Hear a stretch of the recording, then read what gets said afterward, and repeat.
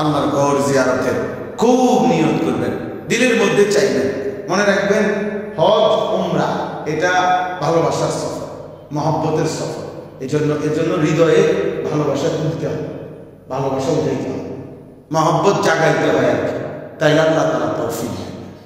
আপনারা দেখি না সুযোগ হলে তো করবই, হ্যাঁ, এইসব শুদ্ধ কথা বলে উঠতে, এগুলো শুদ্ধ কথার বিষয়, বুঝেন না? কথা ইচ্ছে তো আছে হুজুর, সময় সুযোগ করে যেতেও চাই না, এসব শুদ্ধ মাইরের নাম না, মহব্বতের কথা বলেন, বুঝেন না? কথা ভালোবাসার কথা বলেন যে মাওলা আপনি নিবেন কোন দিন, আপনি আমাদের নিবেন কোন দিন। ও আগে মানুষ বলতো, আগে আমরা কিতাবে করছি, আগে আল্লাহর বান্দারা কাঁদতো আর বলতো আল্লাহ হাজী সাহেবের গুড়ের পোটলার মধ্যে করে কত পিঁপড়া আপনার ঘর দেখে চলে আসলো, আমি আপনার আজকে 70 বছর সেজদা দেই, আমি আপনার ঘর দেখবো না? তো এইটা বললে আচ্ছা মালিক কেমন খুশি হবে যে কই কি রে, কই কি আমার বান্দা বলে কি? এই জন্য এটা ভালোবাসার সফর। হজ কিসের সফর? ভালোবাসার সফর, ভালোবাসার সফর। এই জন্য দিলের মধ্যে মহব্বত উঠাইতে হবে, আল্লাহর কাছে খুব চাইতে হবে। আমার জীবনে সবসময় আমি এটা বলি, যেই চোখ কাবার কালো গিলাফ দেখে নাই, মদিনার সবুজ গম্বুজ দেখে নাই, আরে ভাইয়া তুমি কিছুই দেখো না, ওই চোখ কিছু দেখেই, আপনি দেখার কোনো মজাই পান নাই, আপনি চোখের কোনো সার্থকতাই অর্জন করেন নাই। এজন্য আল্লাহর ঘর দেখা, রাসূলুল্লাহ সাল্লাল্লাহু আলাইহি ওয়াসাল্লামের রওজায়ে আতহার দেখা, এটা জীবনের বড় পাওয়া, বড় পাওয়া। আল্লাহ তাআলা আপনাদের সবাইকে আল্লাহর ঘর জিয়ারতের তৌফিক দান করেন। যেটা আল্লাহ তাআলা বলেন আল হাজ্জু আশহুরুম মা'লুমাত, হজ হয়ে থাকে নির্ধারিত কয়েকটি মাসে। এই নির্ধারিত মাসগুলো বলতে শাওয়াল, এই জিলকদ এবং জিলহজ মাসের 10 দিন, এই 2 মাস 10 দিন বা এই 3 মাসকেই বলা হয় হজ্জের মাস। এই একটা বৈশিষ্ট্য কোরআন কারীমের মধ্যে আছে, আল্লাহ তাআলা বলেন ওয়াআযিন ফিন নাস বিল হজ্জ ইয়াতুকা রিজালান ওয়া আলা কুল্লি দামিরিন ইয়াতিনা মিন কুল্লি ফাজ্জিন আমিক লিয়াশহাদু মানাফি'a লাহুম ওয়া ইয়াযকুরু ইসমাল্লাহি ফি আইয়ামিন মা'লুমাত। এখানে আল্লাহ তাআলা বলেন ইব্রাহিম আলাইহিস সালামের মাধ্যমে আল্লাহ তাআলা হজ্জের ঘোষণা দেওয়ার জন্য পৃথিবীবাসীকে আল্লাহর ঘর কাবার দিকে আদেশ করেছেন। এরপরে হজ্জের উদ্দেশ্য আল্লাহ তাআলা বলেছেন যে হজ্জের উদ্দেশ্য কি, হজ্জের উপকারিতা কি? তো আল্লাহ তাআলা বলেন লিয়াশহাদু মানাফি'a লাহুম, হজ্জের এই পরিমাণ উপকার আল্লাহ বলেন এটা আমি আল্লাহ সবটা তোমাকে বললাম না বান্দা, বরং আমার বান্দা যেন নিজেই এসে নিজে উপকারিতাগুলো দেখে যায়। লিয়াশহাদু অর্থ হলো সে যেন উপস্থিত হয়, সে যেন নিজেই আসে, আসলেই বুঝবে হজ্জের উপকারিতা। 2 নম্বর আল্লাহ তাআলা বলেন ওয়ায়াযকুরু ইসমাল্লাহি ফি আইয়ামিন মা'লুমাত, এবং আমার বান্দা যেন নির্ধারিত দিনগুলোতে আমি আল্লাহ তাআলা এই ফ্যান্ডা বলতে তাসবিহ করে, জিকির করে। তাহলে নির্ধারিত দিনগুলোতে আইয়ামিন মা'লুমাত, নির্ধারিত দিনগুলো বলতে জিলহজ মাসের 10 দিন, যে দিনগুলোতে বিশেষভাবে আল্লাহ তাআলা বান্দা আল্লাহ তাআলার জিকির করবে, এটা আল্লাহ তাআলার চাওয়া। আইয়ামিন মা'লুমাত, নির্ধারিত দিনগুলো। এই নির্ধারিত দিনগুলো বলতে এই যে জিলহজ মাস আসতেছে, জিলহজ মাসের প্রথম 10 দিন। তাহলে এই দৃষ্টিতে এই 3 মাসেরই অন্তর্ভুক্ত জিলহজ মাসের প্রথম 10 দিন আল্লাহ তাআলা বান্দা আল্লাহর জিকির করবে, আল্লাহর স্মরণ করবে, বিশেষভাবে অন্য সময়ের চাইতেও বেশি আল্লাহকে ডাকবে। এটা আল্লাহ তাআলা চাওয়া। এরপরে দেখেন কোরআনুল কারীমের মধ্যে আছে, আল্লাহ তাআলা বলেন ওয়াযকুরুল্লাহা ফি আইয়ামিন মা'দুদাত, তোমরা আল্লাহ তাআলার জিকির করো নির্ধারিত দিনগুলোতে। একবার গোনা যে কয়টা দিন, মা'দুদাত, সে গোনা কয়েকটি দিন। তো এখানে তাফসীরের মধ্যে আছে ঈদুল আজহার পর 3 দিন যে আইয়ামে তাশরীক 11, 12, 13 জিলহজ, এই 3 দিন, একটা হলো তাকবীরে তাশরীক পড়তে হয় 9 জিলহজ থেকে, মানে কুরবানির আগের দিন ফজরের নামাজের পর থেকে 13 জিলহজ আসর পর্যন্ত। আল্লাহু আকবার, আল্লাহু আকবার, লা ইলাহা ইল্লাল্লাহ, আল্লাহু আকবার, আল্লাহু আকবার, ওয়ালিল্লাহিল হামদ। আর আইয়ামে তাশরীক বলে কুরবানির পরের 3 দিন, 11, 12, 13 জিলহজ। তো আল্লাহ তাআলা বলেন এই 3 দিন বিশেষভাবে আল্লাহর জিকির করো। তাহলে এই সব এখানের ভিতরে, এই মাসগুলোর ভিতরে হাদিসের মধ্যে আছে, আল্লাহ নবী সাল্লাল্লাহু আলাইহি ওয়াসাল্লাম বলছেন ফাআকসিরু ফীহিন্না আত-তাহলিল ওয়াত-তাহমীদ ওয়াত-তাসবীহ, তোমরা এই দিনগুলোতে বেশি বেশি লা ইলাহা ইল্লাল্লাহ, সুবহানাল্লাহ, আলহামদুলিল্লাহ এভাবে জিকির করো, তাসবিহ করো। এরপরে দেখেন কোরআনুল কারীমের মধ্যে আছে, এই এখন যে আয়াতটা পড়ছি সূরা তাওবার 36 নম্বর আয়াত, প্রথম আমি যে আয়াতটা দিয়ে শুরু করলাম, আল্লাহ তাআলা বলেন ইন্না ইদ্দাতাশ শুহুরি ইনদাল্লাহি 12 শাহরান, নিশ্চয়ই আল্লাহ তাআলার নিকট মাস সমূহের গণনা, সময়ের গণনা 12 মাস। 12 শাহরান, 12টি মাস। তাহলে এই যে 12 মাস সময়ের এই ভাগ, যে মাস, বছর, সপ্তাহ, দিন, ঘন্টা, মিনিট, সেকেন্ড, এটা মহান আল্লাহ পাক রব্বুল আলামিনের হিসাব করা, সিদ্ধান্ত করা। আল্লাহ তাআলাই এটা নির্ধারণ করেছেন। নয়তো 12 মাসে যে বছর বা 12টা যে মাস হবে, এটা কোনো জাতিসংঘের সিদ্ধান্ত না, এটা কোনো রাষ্ট্র, দেশ কারোর সিদ্ধান্ত না, বরং এটা সময়ের এই ভাগ, এটা মহান আল্লাহ তাআলার একক সিদ্ধান্ত। সময়ের পুরো নিয়ন্ত্রণ আল্লাহ তাআলার নিয়ন্ত্রণ, আল্লাহ তাআলা। কোরআনুল কারীমের মধ্যে আল্লাহ তাআলা বলেন ইউকাল্লিবুল্লাহু লাইলা ওয়ান নাহার, আল্লাহ তাআলাই রাত এবং দিন পরিবর্তন করে থাকেন। কোরআনুল কারীমের মধ্যে আছে, আল্লাহ তাআলা বলেন হুয়াল্লাযী জাআলাল লাইলা ওয়ান নাহারা খিলফাতান, আল্লাহই রাত এবং দিন বানান পর্যায়ক্রমে। খিলফাতান মানে ধারাবাহিকভাবে, বাই সিরিয়াল, বাই রোটেশন, একটার পর একটা, একবার রাত একবার দিন, একবার রাত একবার দিন, একবার রাত একবার দিন, আল্লাহ তাআলাই করে থাকে। লাশ-শামসু ইয়ানবাগী লাহা আন তুদরিকাল কামার ওয়ালাল লাইলু সাবিকুন নাহার, আল্লাহ তাআলা বলেন সূর্য কোনোভাবেই চন্দ্রকে ডিঙ্গায় না, রাত দিনকে ডিঙ্গায় না, অতিক্রম করে না।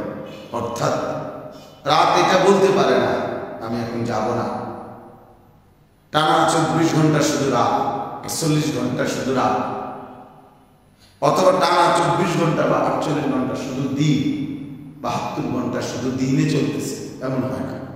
আল্লাহ তাআলা বলেন এটা নিজের থেকে করার কোনো ক্ষমতা সূর্য বা চন্দ্র, রাত কিংবা দিন নাই, বরং এটা আমি আল্লাহ তাআলা খিলফাতান পর্যায়ক্রমে ধারাবাহিকভাবে আমি আল্লাহ তাআলাই করতেছি, আমি করছি। কোরআন কারীমের মধ্যে আছে আল্লাহ তাআলা বলেন, ইন্না ফি খালকিস সামাওয়াতি ওয়াল আরদ ওয়া ইখতিলাফিল লাইলি ওয়ান নাহার লাআয়াতিন লিউলিল আলবাব।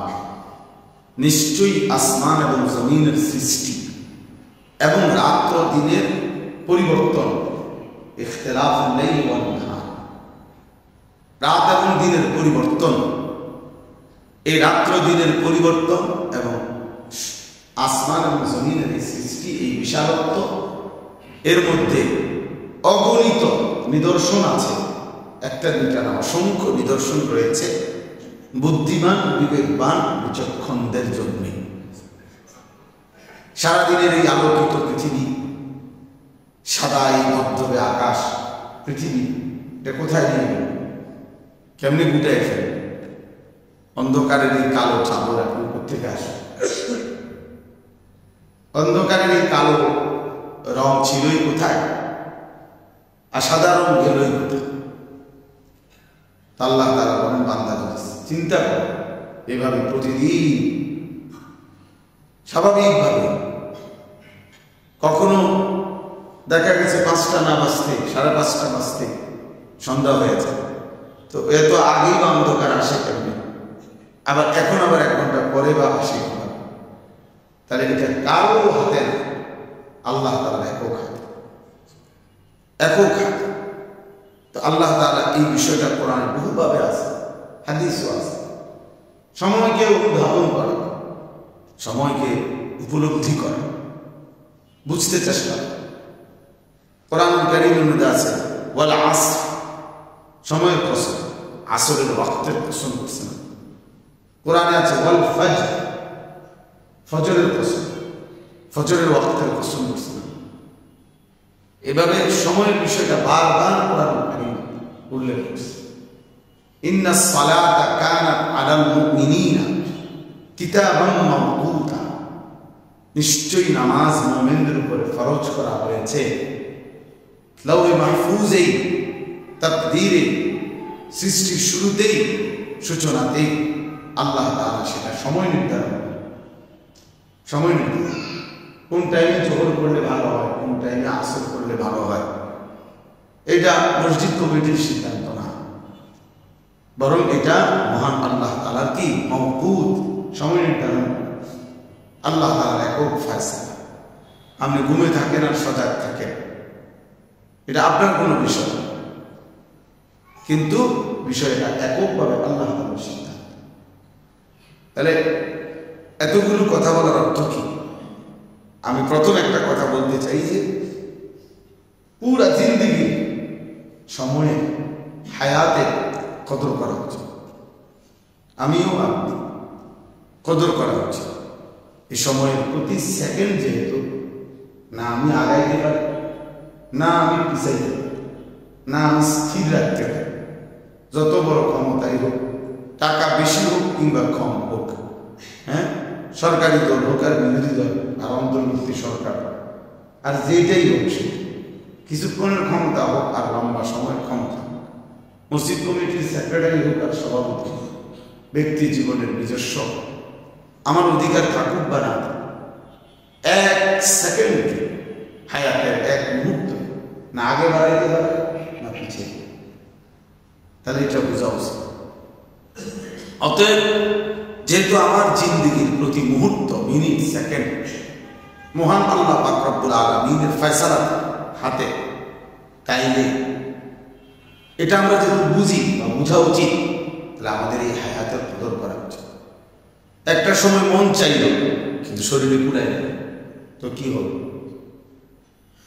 একটা সময় মন চাইল, অনেকেরই অনেক কিছু, শেষ বয়সে মন চায়, তখন হয়তো সামর্থ্য থাকে না, নয়তো ক্ষমতা থাকে না, নয়তো শরীরের সক্ষমতা থাকে না, তো কিভাবে সে আখিরাত গড়বে, কিভাবে আখিরাত গড়বে? এই জন্য আল্লাহ তাআলা বলেন যে বান্দা আমি সব কিছু বন্টন করে দিয়েছি, রোজা আমি সময় ঠিক করে দিয়েছি, হজ আমি সময় ঠিক করে দিচ্ছি। আল হাজ্জু আশহুরুম মা'লুমাত। রোজার ব্যাপারে বলছে আইয়ামুম মা'দুদাত, নির্ধারিত গুণাদি প্রত্যেকটাই আল্লাহ তাআলা নির্ধারণ করা, সময়কে ভাগ করে দেওয়া, বন্টন করে দেওয়া। এই জন্য আমরা প্রত্যেকের উচিত হায়াতের কদর করা, সময়ের কদর করা, জিন্দেগির কদর করা। আমি অনেক সময় এটা বলি, সময় এবং জীবন ভিন্ন জিনিস। যেটা হায়াত এটাই সময়, যেটা সময় এটাই হায়াত। আমার হায়াত আমার সময়, আমার সময় মানে আমার হায়াত, আমার হায়াত। আপনি একদম সহজে বুঝবেন। সাধারণভাবে অনেক মানুষ আমরা যখন বৃদ্ধ হয়ে যায়, বুড়া হয়ে যায়, তখন মানুষ নিজেই বলে যে ভাই আমার আর সময় বেশি নেই, তার মানে হায়াত বেশি নেই। তাহলে মানুষ তার হায়াতকে বুঝাইতে চায় কি শব্দ দিয়ে? সময় বেশি। মারাত্মক কোনো অ্যাক্সিডেন্ট হয়েছে, ভয়ানক অথবা ভীষণ মারাত্মক কোনো রোগ হয়েছে, তো মানুষ বলে যে আমার আর হায়াত বেশি নেই, আমার জন্য দোয়া করে মাফ করে দিয়ে, আমার আর হায়াত নেই। তার মানে আমার আর সময় নেই, আমার আর সময় নেই। এই তাহলে মানুষ, আমরা এটা বোঝা উচিত আমাদের হায়াত আমাদের সময়, আমাদের সময়ই আমাদের হায়াত। এই জন্য আমি যদি সময়কে কদর করি, তার মানে আমি আমার জীবনকে কদর করি। আমি যদি জীবনকে কদর করি, তার মানে আমি আমার সময়কে কি করি? কদর করি। এই জন্য এটা কোরআন কারীমের মধ্যে আল্লাহ তাআলা বলছেন মৃত্যুকে, আল্লাহ তাআলা বলছেন সময়, মানে মৃত্যুকেই আল্লাহ তাআলা শব্দটা ব্যবহার করছেন আজাল। লিকুল্লি উম্মাতিন আজাল, প্রত্যেক জাতির জন্য সময় নির্ধারিত, মানে মৃত্যু, ধ্বংস, শেষ। এই আল্লাহ তাআলা বলছেন ইদা জাআ আজাল, যখন বান্দার সময় এসে যায় মানে মৃত্যু এসে যায়। লা ইস্তাখিরুনা সাআতাও ওয়া লা ইস্তাকদিমুন, তখন এক মুহূর্ত পিছাইতেও পারে না, আগাইতেও পারে। তাইলে আমরা আমাদের এটা খুব জরুরি, আমাদের সময়ের কদর করা, হায়াতের কদর করা, জিন্দেগির কদর করা, এটা খুব জরুরি। এজন্য আল্লাহ তাআলা বারবার এটা বলছে। নবী সাল্লাল্লাহু আলাইহি ওয়াসাল্লাম বলছে ইরতানিম খামসান ক্বাবলা খামসান, 5 জিনিস আসার আগে 5টি জিনিসকে কদর করো। গনিমত মনে করো। শাবাবাকা ক্বাবলা হারামিক, বৃদ্ধকাল আসার আগে যৌবনকালকে কদর। সিহহাতাকা ক্বাবলা সাকমি, অসুস্থতা আসার আগে সুস্থতার সময়কে কদর করো। ফারাগাকা ক্বাবলা শুগলিক, ব্যস্ততা আসার আগে অবসর সময়কে কদর করো। গিনাকা ক্বাবলা ফাকরি, দারিদ্রতা আসার আগে সচ্ছলতার সময়টাকে কদর করো। হায়াতাকা ক্বাবলা মাউতিক, মৃত্যু আসার আগে হায়াতকে কদর, হায়াতকে কদর। নবী সাল্লাল্লাহু আলাইহি ওয়াসাল্লাম বলেছেন লা তাযুলু কদামা ইবনে আদম মিন ইনদি রাব্বিহি ইয়াওমাল কিয়ামাতি হাত্তা ইউসআলা আন খামস, 5টা প্রশ্নের উত্তর না দিয়ে কিয়ামতের দিন কোন বনি আদম আল্লাহ তাআলার সামনে থেকে এক চুলও নড়তে পারবে না। আন উমরিহি ফীমা আফনা, পুরা হায়াত, পুরা জীবন কোথায় ব্যয় করেছে। আন শাবাবিহি ফীমা আবলা, যৌবনকাল আলাদাভাবে আবার জিজ্ঞেস করি, যৌবনকাল কোথায় শেষ করছে, কোথায় ব্যয় করছে। এরপরে ওয়ান মালিহি মিন আইনা ইকতাসাবাহু ওয়া ফীমা আনফাকা, প্রতিটা টাকা উপার্জন সম্পদের ব্যাপারে জিজ্ঞেস করা হবে, কোত্থেকে উপার্জন করেছে, কোথায় ব্যয় করেছে। আপনি শুধু স্লোগান নিলে হতো না, সম্পদের হালাল হিসাব দিতে হবে।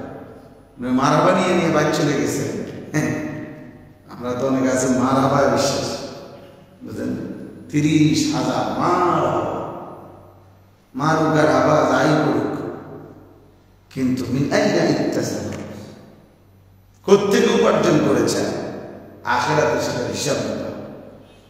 হারাম সম্পত্তি অবৈধ উপার্জন দ্বারা দান করলে কোনো নেকি হয় না, নেওয়া যায়, নেকি নেই।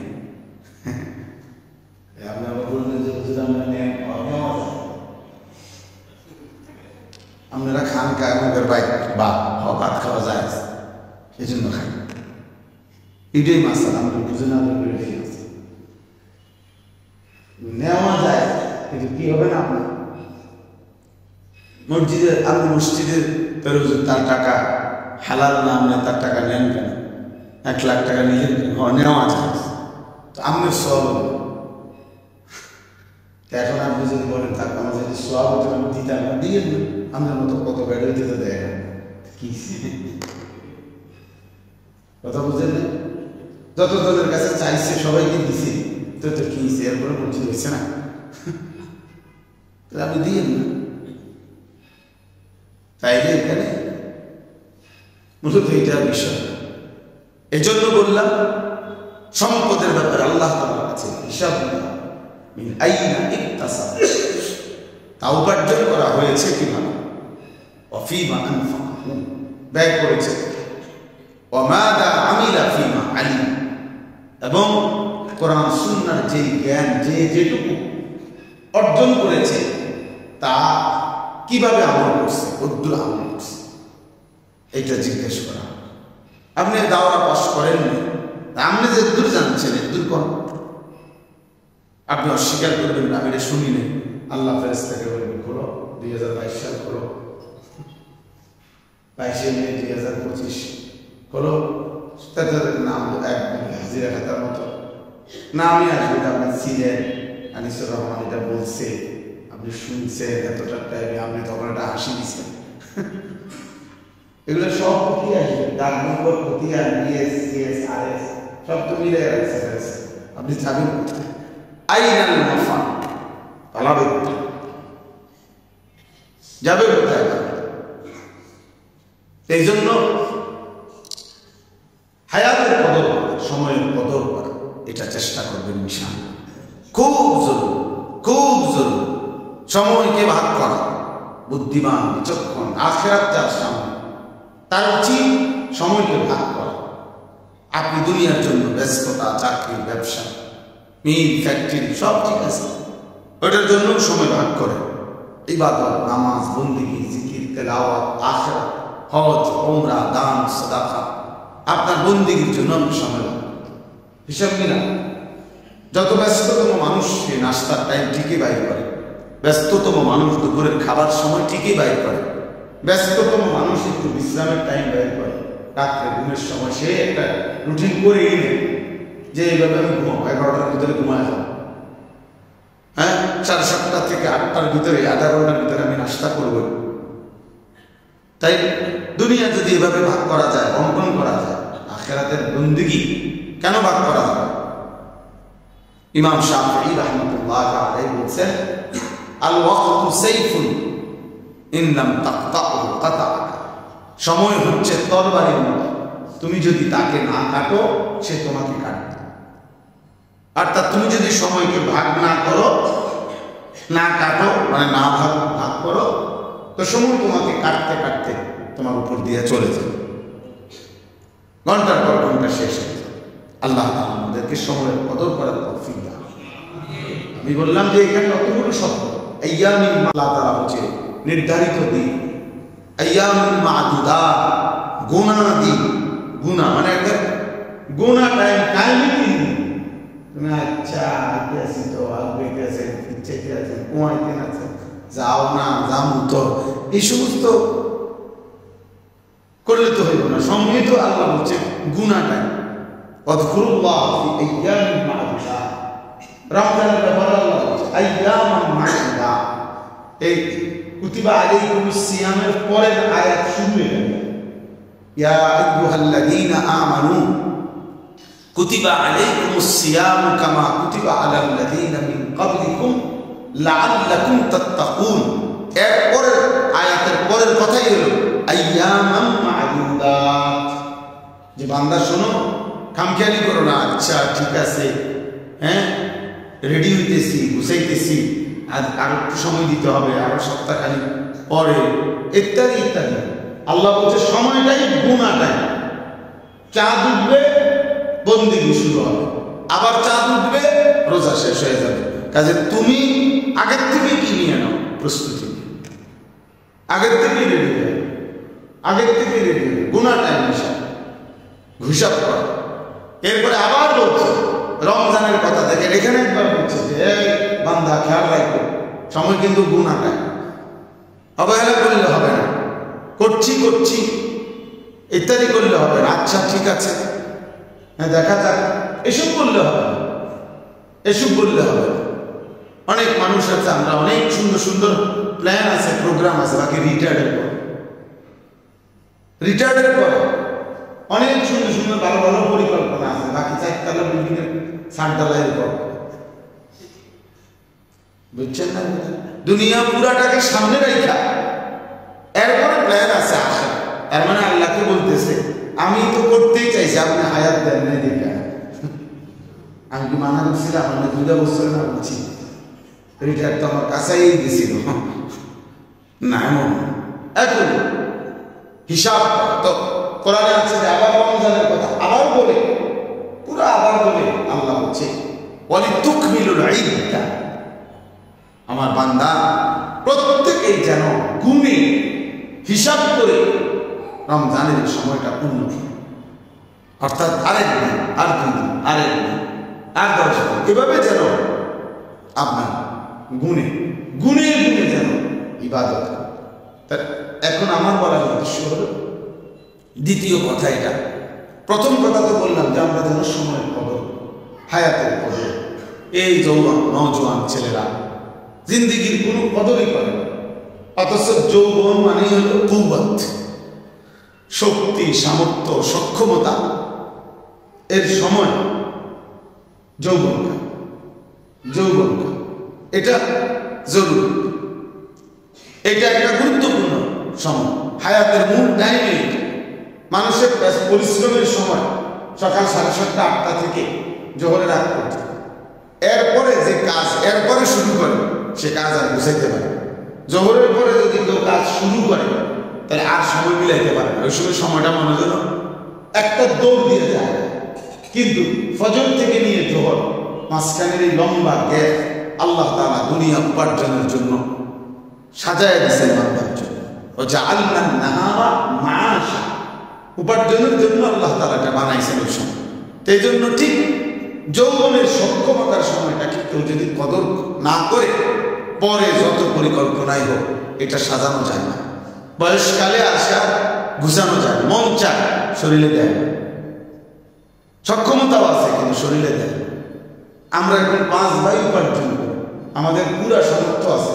প্রতিবার মাসে, প্রতি 6 মাসে 2 মাসে যদি আমার মা উমরা করতে চায় আমরা পাঠাইতে পারি, কিন্তু মা শরীরের সক্ষমতা নেই, পারবে না। তাই এরকম এই জন্য হায়াত থাকতে, সুস্থ সবল থাকতেই ইবাদতের প্রতি মনোযোগী হওয়া উচিত, আখিরাতের প্রতি মনোযোগী হওয়া উচিত। আমার কাছে একটা আরবি কিতাব আছে, ওইখানে মুসান্নিফ রাহমাতুল্লাহ আলাইহি বড় বুজুর্গ আলেম, উনি লিখছে যুবকদেরকে যে আশ-শাবাবু বাইনা দুফাইন, হায়াতের 2টা দুর্বল অবস্থার মাঝখানে হলো যুবক। আল্লাহ তাআলা কোরআনুল কারীমের মধ্যে বলছেন যে শিশুকালটা এটা বৃদ্ধ দুর্বলতার সময়, বৃদ্ধকালটা এটাও দুর্বলতার সময়। তাহলে আল্লাহ নিজে বললেন শিশুকাল দুর্বল সময়, বৃদ্ধকাল দুর্বল সময়। তাহলে 2 দুর্বলতার মাঝখানে যে সময় শক্তির, এটা হলো যৌবন। তাহলে যৌবন 2 দুর্বলতার মাঝখানে, তাহলে সে নষ্ট করলে বরবাদ। কারণ সামনে যে সময়টা তার হায়াতে আসতেছে, যেটা পার করে আসছে এটাও দুর্বল, যেটা আসতেছে সামনে সেটাও দুর্বল সময়। তো কাজে এখনই মেহনত করবে। কখন? এখনই মেহনত। নবীজি সাল্লাল্লাহু আলাইহি ওয়াসাল্লাম বলেছেন নি'মাতান মাগবুনুন ফীহিমা কাসীরুম মিনান নাস, 2টা নিয়ামত এমন আছে যে 2টি নিয়ামত পেয়ে থাকা অবস্থায় অধিকাংশ মানুষ ধোঁকা খায়, অর্থাৎ কদর করে। কি সেই 2 নিয়ামত? as-সিহহাত, সুস্থতা। সুস্থতা যখন থাকে তখন মানুষ সেটা কদর করে, আখিরাতের পুঁজি সংগ্রহ করে। বুড়া হইয়া হসপিটালের বেডে শুয়ে শুয়া এখন আল্লাহরে খুব ডাক, এখন তো শুয়ে শুয়ে আল্লাহরে ডাক, আল্লাহকে ডাকার শুয়ে শুয়ে তৃতীয় হাল আল্লাহকে ডাকার প্রথম সময় তো হলো দাঁড়ানো অবস্থা, এরপরে বসা অবস্থা, এরপরে শোয়া। আমি তো 3 নম্বরে গেছেন না, এরপর তুমি কবরে, আমি তো নাই। এই জন্য কি করা, সুস্থতার সময় আল্লাহ নবী সাল্লাল্লাহু আলাইহি ওয়াসাল্লাম বলেন মানুষের মনে থাকে ওয়াল ফারাজ। আর 2 নাম্বার হলো অবসর। অবসর অবসর সময়টাকে মানুষ কদর করে, অথচ অবসর সময়ে সে আল্লাহর তাসবিহ পড়ে নিলে, বেশি থেকে বেশি আল্লাহর ইবাদত করলে, যখন ব্যস্ততা আসবে তখন তা করতে পারবে।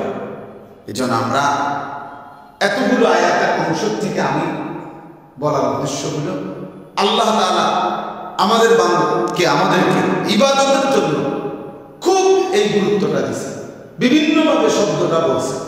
বিশেষ করে এই মাসগুলোতে আল্লাহ তাআলা এই শব্দ উচ্চারণ করছে, গুনাহী নির্ধারিত দিন, নির্ধারিত মাস।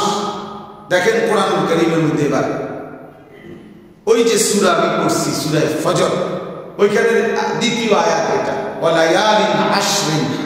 আল্লাহ তাআলা বলেন আমি কসম করছি 10 রাত, 10টি রাতের কসম খাইলাম।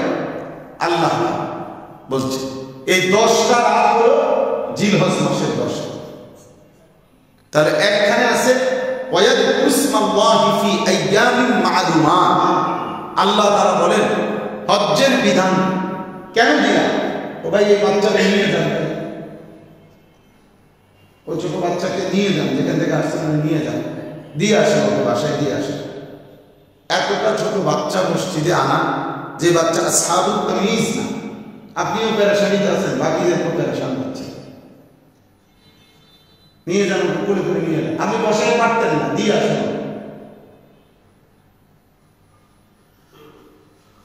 বাচ্চা মসজিদে আনার অনুমতি আছে, কিন্তু সেই বাচ্চা আসহাবুত তামিজ হওয়া, কমপক্ষে পার্থক্য জ্ঞান তার আছে, মানে ন্যূনতম বোধ আছে, এতটুকু বাচ্চা হওয়া উচিত। এটাও মাসা, মানে ডাইরেক্ট নিষেধ কোনো বাচ্চাই আনা যায় না, সবটার বুড়া মানুষ না, বাচ্চাও আসে, কিন্তু ওই বাচ্চা কি হইতে হবে? আসহাবুত তামিজ, এটা আরবি পরিভাষা, মানে পার্থক্য করার মতো কি থাকতে হবে? বোধ থাকতে হবে। এখন আসহাবুত তামিজ কি?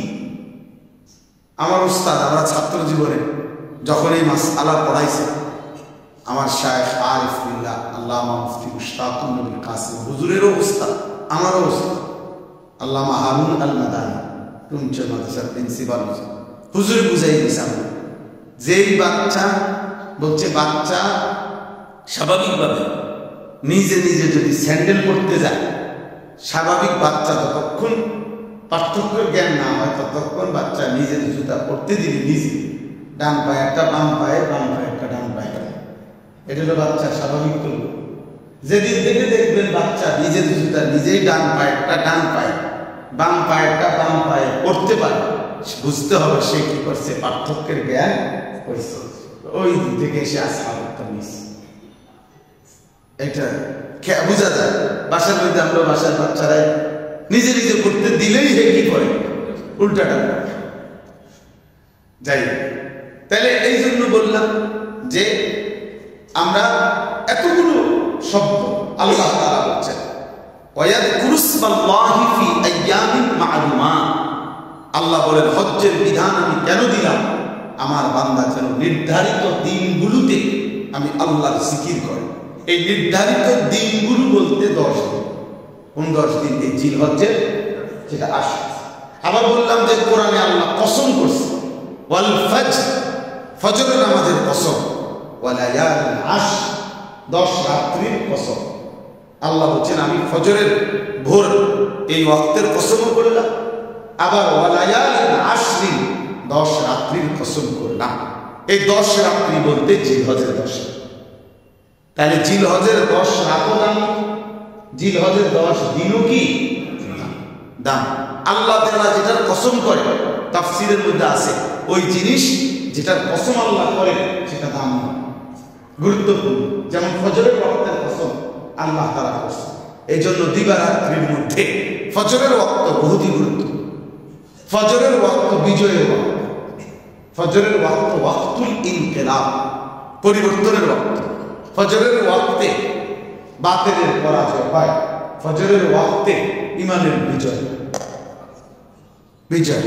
এই জন্য আমি বলছি এটা মানে কোন রকম রাজনীতির হিসাব দিয়া না, এমনি বাস্তবতার হিসাব হলো 10ই মে শনিবার, এই মাসে 10ই মে রোজ শনিবার ফজরের নামাজের সালাম ফিরায়া পাকিস্তানি সেনাবাহিনী চূড়ান্ত হামলা ইন্ডিয়ার উপরে করছে।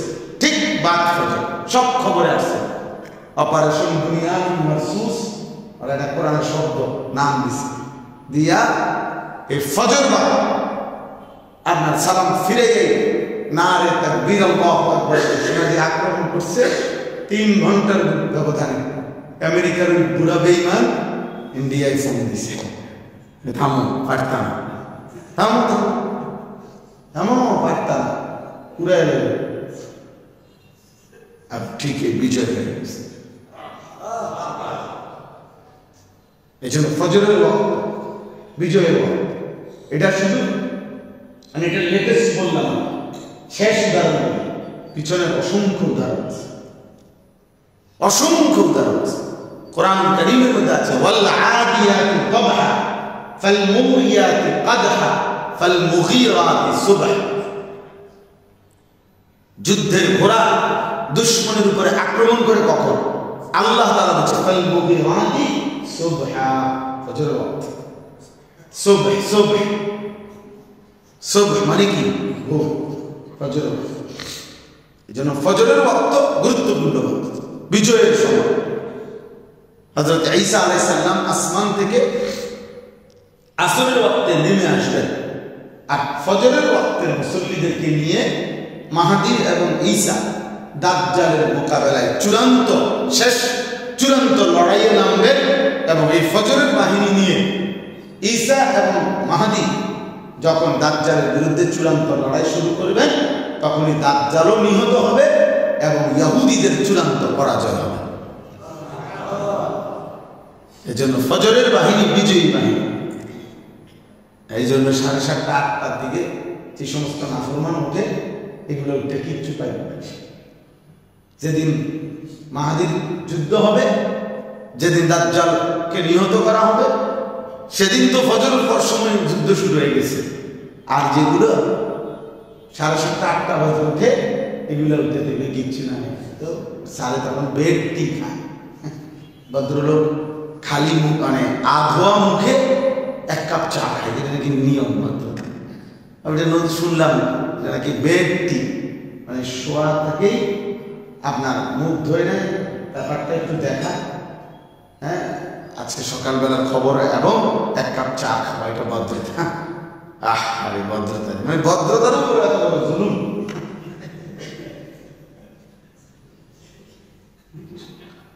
ভদ্রতার উপর এত বড় জুলুম ওনারা হয়, এটা কিভাবে ভদ্রতা হয়? আল্লাহর নাফরমানি। তাহলে আমরা বুঝাইতে চাইলাম যে ফি আইয়ামিন মা'লুমা, আমার উদ্দেশ্য শুধু এই কথাটাই বোঝা যে এই জিলহজ্জের এই 10 দিন, রাত্রিগুলো দামি, দিনগুলো কি দামি, বিশেষ কদরের যোগ্য। কারণ আল্লাহ তাআলা আলাদাভাবে কোরআন কারীমের এক আয়াতে এই দিনগুলোর কথাও বলছেন, আরেক আয়াতে রাতগুলোর কথাও কি করছেন বলছেন। তাহলে উচিত এই রাত এবং এই দিন, জিলহজ্জের এই 10 দিন 10 রাতকে কদর করা, কদর। তো সর্বশেষ ওই আয়াতের শেষ কথাটা শেষ করি দেয় যে আল্লাহ তাআলা বলেন যে মাস হলো মোট 12টা। কয়টা মাস? 12টা মাস। এই 12 মাসের মধ্যে আল্লাহ তাআলা বলেন মিনহা আরবাআতুন হুরুম, 4টি মাস সম্মানিত মাস, 4টি মাস সম্মানিত মাস। এই 4টি সম্মানিত মাস হলো আমাদের নবী সাল্লাল্লাহু আলাইহি ওয়াসাল্লাম বলছেন 3টি মাস ধারাবাহিক, এই জিলকদ, জিলহজ, মুহররম, সালাতুল মুতাওয়ালিয়াত, ধারাবাহিক 3 মাস, যুলকাদা, যুলহিজ্জা ওয়াল মুহররম, আর হলো রজব মাস। ওই যে মাসের চাঁদ উঠলেই দোয়া শুরু হয় রমজানের জন্য, আল্লাহুম্মা বারিক লানা ফি রাজাবা ওয়া শাবান ওয়া বাল্লিগনা, ওই রজব মাস, এই সম্মানিত মাস। তাহলে দেখেন, এবার আমি একসাথে নিলাম আল্লাহর কাছে সম্মানিত মাসগুলোর মধ্যে এই সময়গুলো অন্তর্ভুক্ত।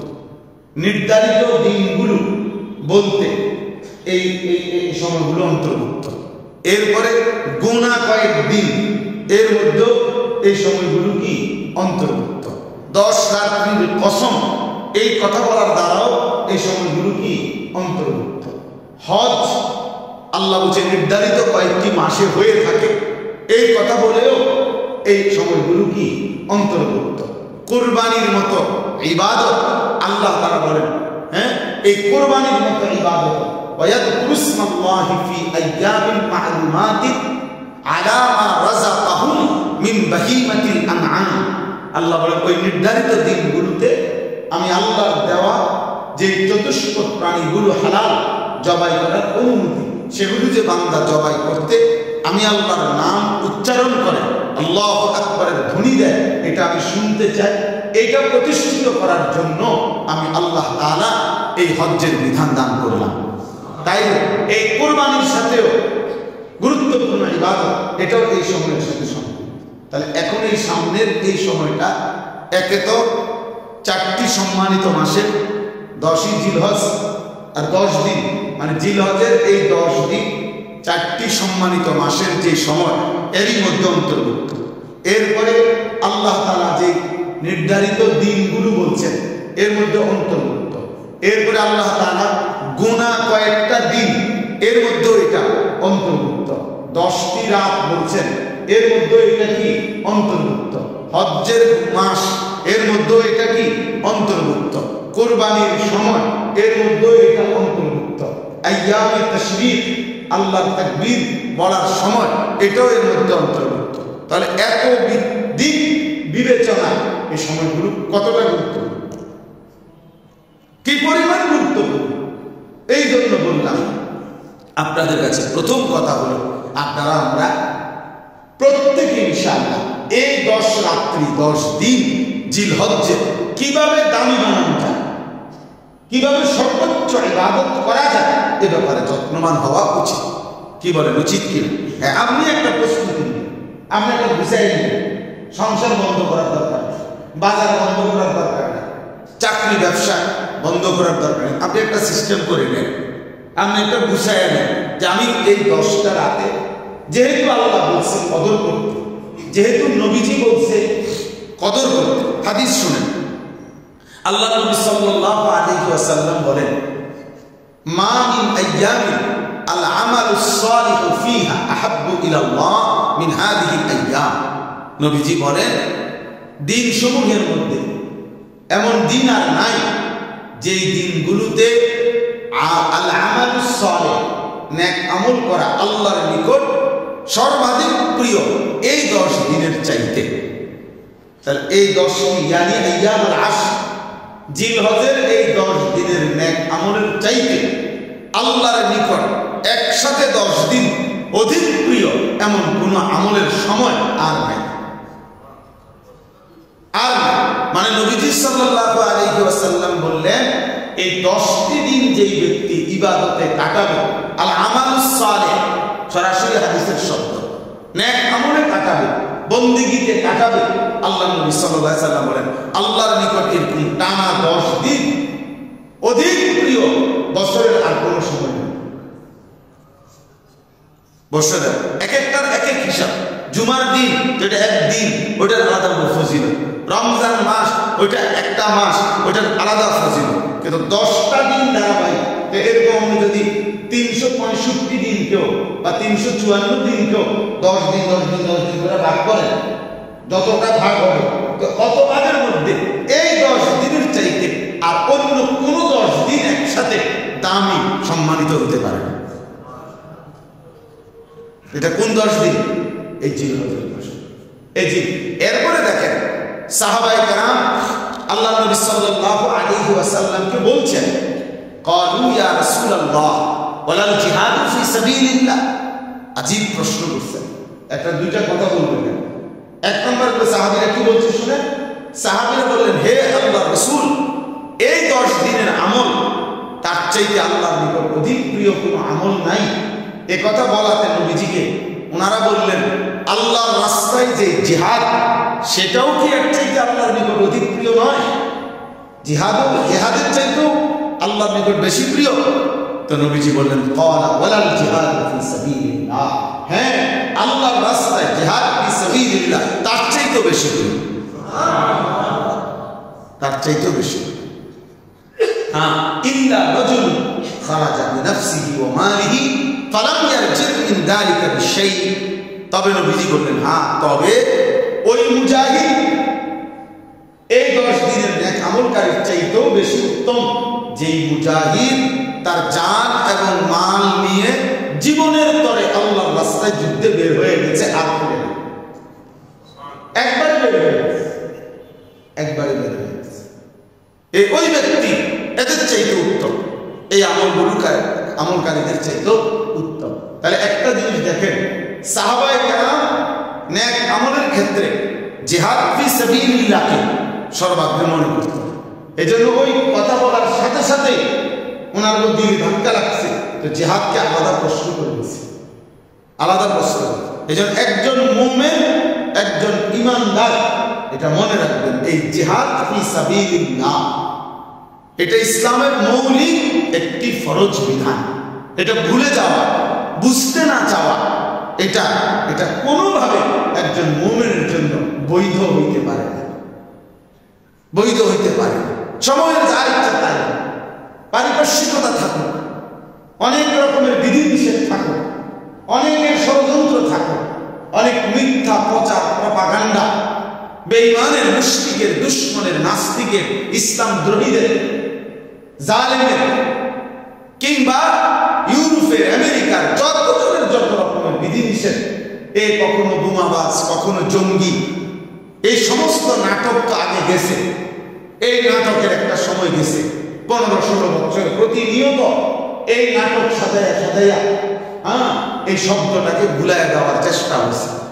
কিন্তু বাস্তব কথা হলো, নামাজ এটা যেরকম আপনার বোঝা উচিত, রোজা যেমন বোঝা উচিত, হজ যেমন বোঝা উচিত, যাকাত যেমন বোঝা উচিত, খোদার কসম জিহাদ ফি সাবিলিল্লাহ এটাও এমনই বোঝা উচিত, সমান তারে বোঝা উচিত। এটা নফল আমল না, এটা মুস্তাহাব আমল না, ফরজ আমল, ফরজ আমল। এখন যদি পরিস্থিতি ভালো না, পরিস্থিতি কোনোদিনও ভালো হতো না। পরিস্থিতি ভালো হলে আপনি যদি মরে যাবেন, মাটির তলে দেখবেন কোনো সমস্যা নাই, কোনো নীরব পরিস্থিতি। পরিস্থিতি খুব ভালো তখন ওইখানে, কারণ ওইখানে তারা আমাদের কেউ বেশি জিজ্ঞাসা করে। তাইলে পরিস্থিতির জায়গা, আমি আমার জায়গা, এই পৃথিবীর পরিস্থিতির রাইখে আমার একদিন কবরে চলে যেতে হবে। পরিস্থিতি ঠিক হইবে, আমি থাকবো না। কথা বলেন, সাহাবায়ে কেরামের কলিজার মধ্যে আসছে, ওয়ালাল জিহাদু ফি সাবিলিল্লাহ। ইয়া রাসূলুল্লাহ, 10 দিনের আমল দামি বুঝলাম, কিন্তু জিহাদের চাইতো? নবীজি বলেন, হ্যাঁ জিহাদের চাইতো। তার সাহাবাইকে বুঝায় এটা মনে রাখতে হবে। কোরআন কারীমের 650 মতো আয়াত আছে যেখানে আল্লাহ তাআলা জিহাদ ফি সাবিলিল্লাহর ব্যাপারে স্পষ্ট বক্তব্য পেশ করেছেন। ভুলে যাওয়ার সুযোগ নেই ভাই, ভুলে যাও। বর্তমান পৃথিবীতে কিভাবে সম্ভব? তাহলে আগে সেটা বলেন, বর্তমান পৃথিবীতে এটা রহিত হয়ে গেছে কিনা? রহিত হওয়ার সুযোগ নাই। হ্যাঁ, কোনোভাবে কোনো নির্ভরযোগ্য মুত্তাকি আল্লাহওয়ালা প্রকৃত ফকিহ মুফতি সাহেব উলামায়ে কেরামের ফতোয়া ছাড়া এমনি মন মতো করার কোনো অনুমতি নাই। কিন্তু জিহাদ ফি সাবিলিল্লাহ ইসলামী শরীয়তের এই বিধান ছিল, আছে, থাকবে কিয়ামত পর্যন্ত।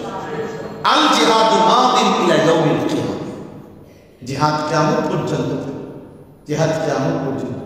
নাই তো ইসরায়েলের বিরুদ্ধে আপনার যে মুজাহিদরা যুদ্ধ করতেছে, তো এই মুজাহিদদের যুদ্ধের অনুমতি যদি জিহাদ না থাকে, ওনারা যুদ্ধ করছেন না, কথা বলেন না?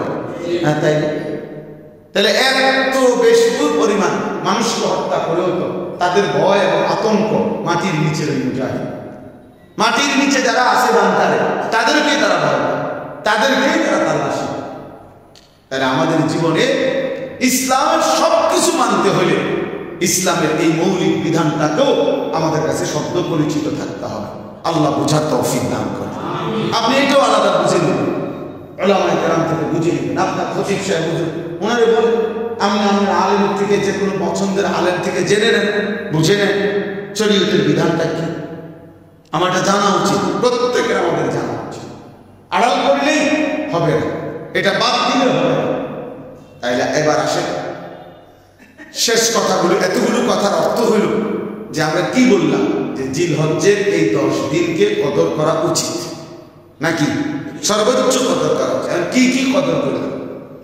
কয়েকটা মৌলিক আমল। আলহামদুলিল্লাহ খতিব সাহেব এই কয়েকদিন যাবত এটা বলতেছে বা বলবে ইনশাআল্লাহ ব্যাপক, আমরাও আবার বলতেছি। অর্থ হলো বারবার বলা, বারবার বলার অর্থ হলো যেন কিছু আল্লাহর বান্দাও বিষয়টার প্রতি মনোযোগ।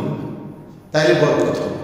1 নম্বর আমল হলো নখ চুল এই জিলহজের 4 বুধবার আগে কেটে ফেলে, নিজের নখ, এরপরে নাভির নিচের পশম, বগলের পশম, এগুলো কাটা, চুল বড় থাকলে চুল কাটা, দাড়ি না কাটা, যেহেতু এটা উচিত। কমপক্ষে সারা বছর যারা দাড়ি কাটছে তারা যদি এই কয়টা দিন না কাটে, 10টা দিন, তা আমি তো ভাই সারা বছরে উল্টে আসিলেন, একটা বছর করে এই কয়টা দিন কিন্তু পাওয়া না।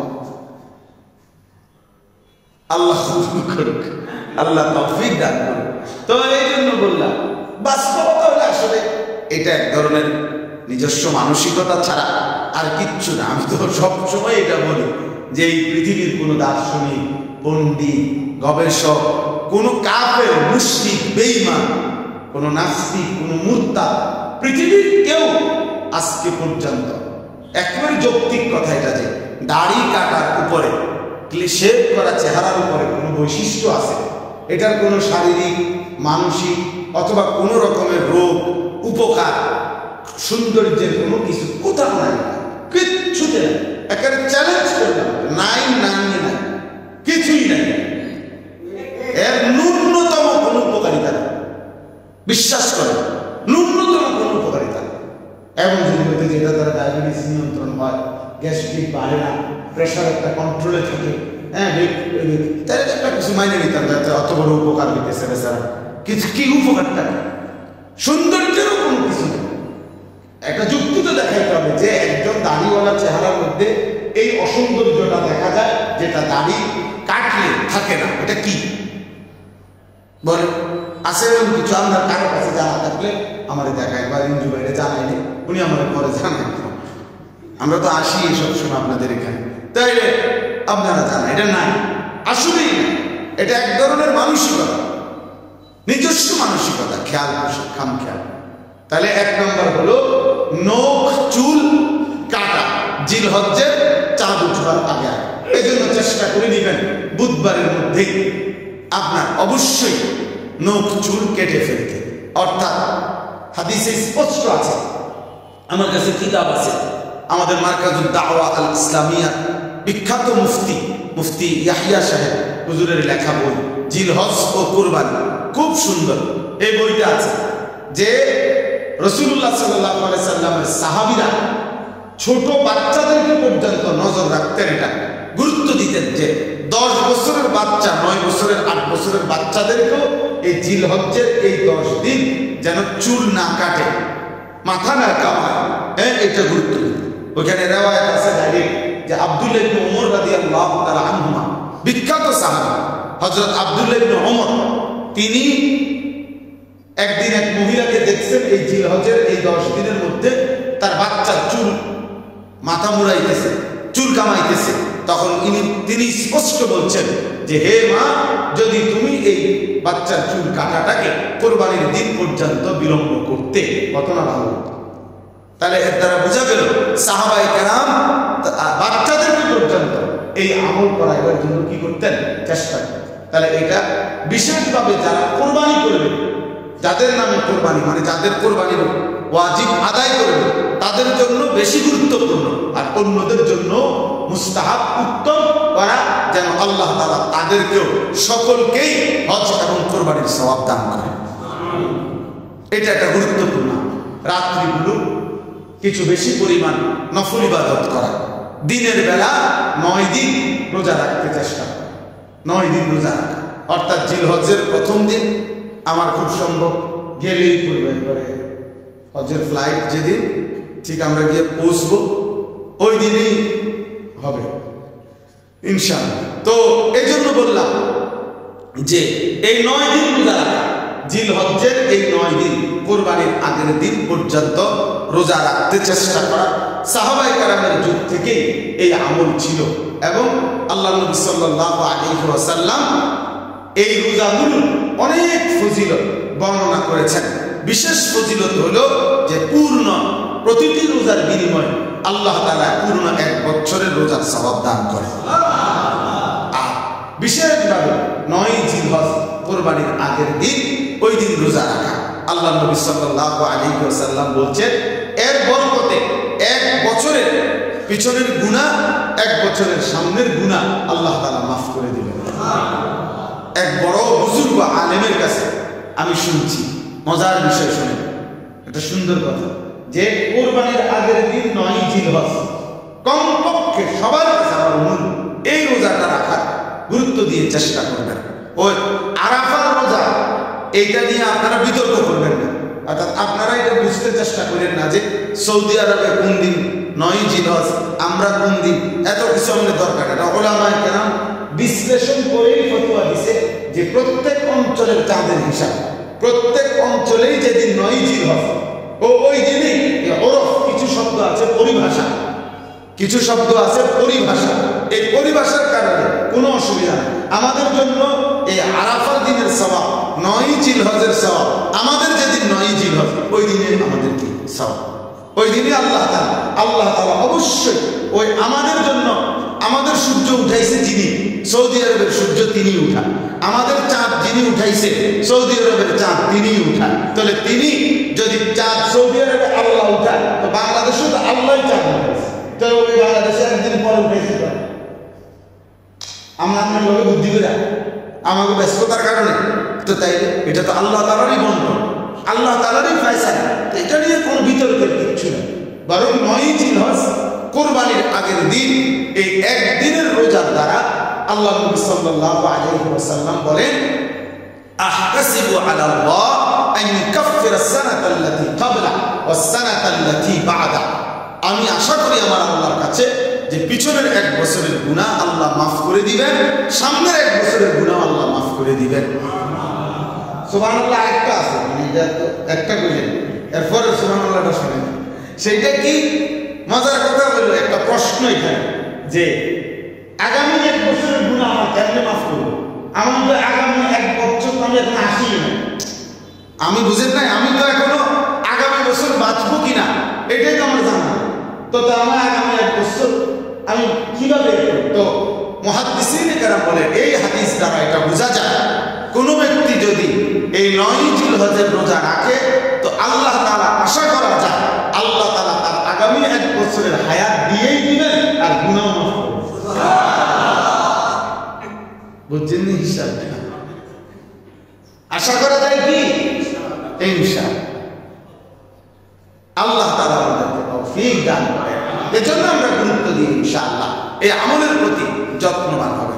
কুরবানি করা, তাকবীরে তাশরীক করা 9 জিলহজ থেকে 13 জিলহজ আসর পর্যন্ত কুরবানির দিন কুরবানি আদায় করা। এরপরে আপনার সর্বশেষ আমার কথা হলো আপনারা আপনাদের হুজুরের কাছ থেকে আরো শুনবেন ইনশাআল্লাহ, খতিব সাহেব যেহেতু উপযুক্ত। আমার শুধু একটা শেষ কথা হলো যে কুরবানির ক্ষেত্রে এই সময়ের গুরুত্বপূর্ণ একটা আমল হলো কুরবানি, এবং একটা ওয়াজিব আমল।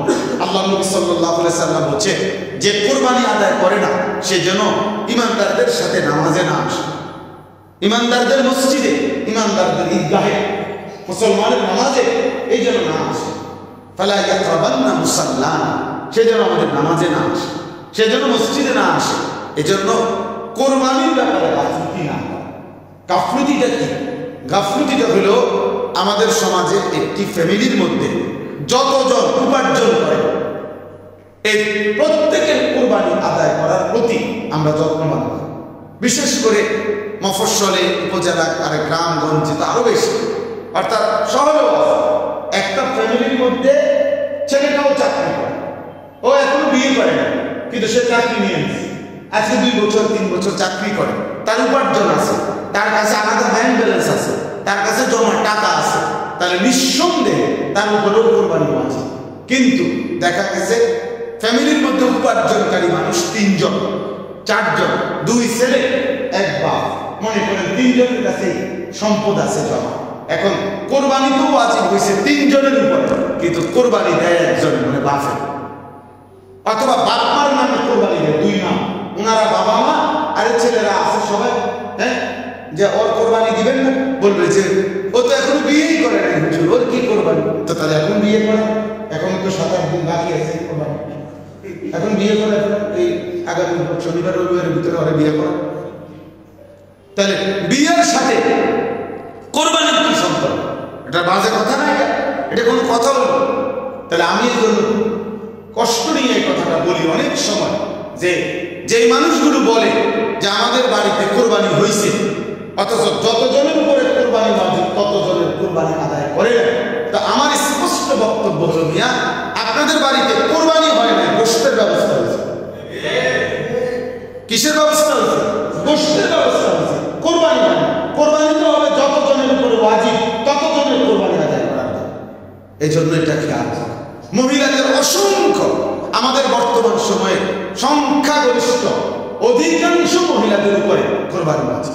যেই মহিলার কাছে কোরবানির ওই 3 দিন স্বর্ণ, কিছু স্বর্ণ 1 ভরি 1.5 ভরি যাই হোক, আধা ভরি, এক সামান্য কিছু স্বর্ণ এবং কিছু জমা টাকা আছে, 10,000 টাকা 5,000 টাকা, এইটুকু স্বর্ণ আর এই জমা টাকা মহিলার কাছে অতিরিক্ত টাকা মহিলারটা অতিরিক্তই থাকে, মহিলা কি আর বাজার করেন, ওই মহিলার কাছে যে টাকাটা জমা, এটা তো এমনি টাকা, তার পড়ে আছে, তাহলে এই জমা টাকাটা এবং স্বর্ণটুকু মিলাইয়া 2টা একসাথ করলে আপনার যদি 52.5 ভরি রূপার দাম সমপরিমাণ হয়, 52.5 ভরি রূপার দাম 1750 টাকা সর্বোচ্চ দাম হয় রূপার ভরি, তাহলে 1750 টাকা হলে 91,000 কত টাকা জানি হয়, মানে ধরেন 92,000 টাকা, 1 লাখ টাকার নিচে।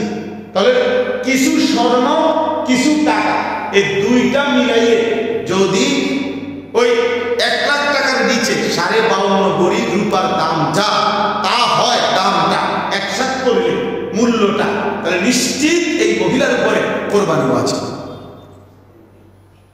বুঝছেন আমার কথা? এখন বলেন কি পরিমাণ মহিলার উপরে কোরবানি আছে? কিন্তু আমাদের সমাজে মহিলাদের কোরবানি এভাবে হিসাব করে ঠিক মতো আদায় করা হয়। তো কেন আদায় করা হয়? ওই মহিলা, ওই বেচারি, ওই মহিলার তো কবর আছে, ওই মহিলার তো আখিরাত আছে, সারা জীবন আপনার সংসার করলো, এই সংসারে মহিলা জীবন শেষ করলো, তো তার আখিরাতের ফিকির করবেন না কেন? এই জন্য আমার শেষ অনুরোধের কথা হলো, 1 নাম্বার হলো জিলহজ মাস আসতেছে, আলহামদুলিল্লাহ আপনারা এখানে তারিখ লাগান, এটা তো আমি আগেও একদিন বলছি আপনাদেরকে, এটা অনেক সুন্দর জিনিস, প্রশংসনীয়, এটা একটা আমল শরীয়তে, যে একটি মহল্লার কমপক্ষে কিছু মানুষ আরবি মানে ইসলামী সন তারিখের হিসাব রাখা, এটা গুরুত্বপূর্ণ শরীয়তের বিধান। যদি কেউ না রাখে ওই মহল্লার সকলেই কি হবে?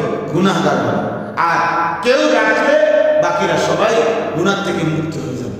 তাইলে এই আপনাদের এই নিয়মিত মনোযোগ দিয়া এটা যদি আপনারা ঠিক রাখেন, তাইলে এটার উসিলা পুরো মহল্লাবাসীর নেকি আপনারা পেয়ে যাবেন।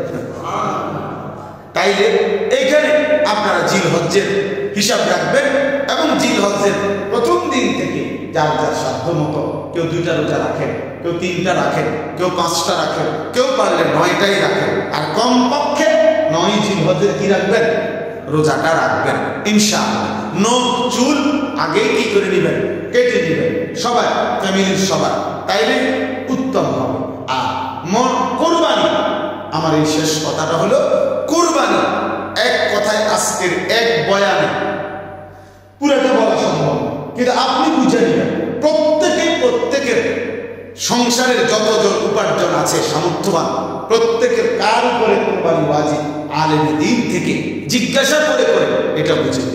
এমন আসবাব দামি জিনিস, যে জিনিস সারা বছর ব্যক্তির স্বাভাবিক প্রয়োজনে লাগে না, ওই জিনিসের দামও যদি আসবাবপত্রের মধ্যে অতিরিক্ত, যেমন 3-4টা এত বড় বড় ডেকচি আছে, বড় ডেক আপনার পাতি, যেগুলোর দাম এই 52.5 কোটি রূপার দাম সমপরিমাণ, এগুলো সারা বছরও ব্যক্তির প্রয়োজনে লাগে না, এমনি অতিরিক্ত ফেলাই রাখছে, তাহলে এই অতিরিক্ত এই আসবাব, দামি এই আসবাব থাকার কারণেও ওই ব্যক্তির উপরে কোরবানি ওয়াজিব। হ্যাঁ, এটা জরুরি। হ্যাঁ, একটা লোক প্রয়োজনে আসে, কাজে লাগে, সে কাজে লাগার জিনিস, অপ্রয়োজনীয় জিনিস, অপ্রয়োজনীয় দামি আসবাবপত্র কোরবানির মধ্যে হিসাব সব কিছু।